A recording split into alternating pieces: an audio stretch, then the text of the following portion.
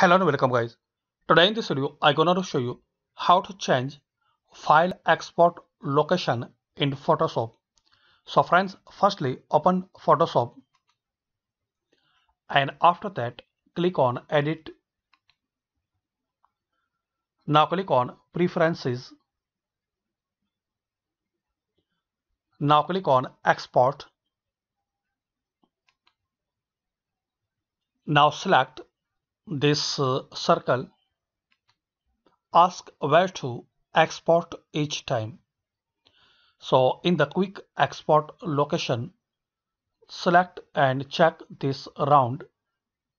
This circle asks where to export each location. So that's it. Friends, by this easy and simple method, you can change and set file export location in Photoshop. I hope you like this video. Thanks for watching this video.